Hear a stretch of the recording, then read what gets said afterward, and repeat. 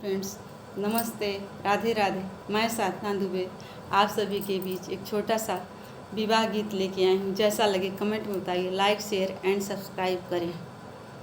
घर में से निकली नी बेटी हो कवनी देई, दिहली कलश ढर काई रे ललनवा, दिहली कलश ढर काई रे ललनवा।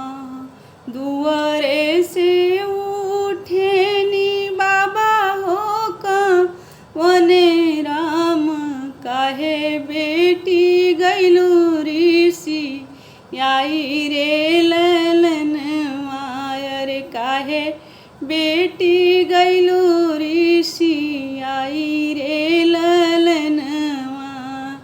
किया मोरी बेटी होयन धन थोर भैले, किया रे दहेजवा थोरी रे ललनवा, अरे किया रे दहेजवा के थोरी रे ललनवा।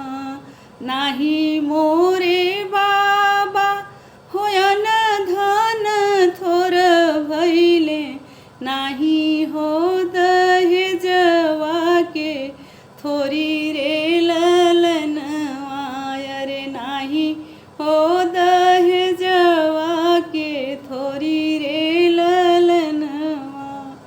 एक ही बतिया से चुक्या मोरे बाबा हो सावर, खोजल दामाद रे ललनवा, अरे सावर खोजल दामाद रे ललनवा।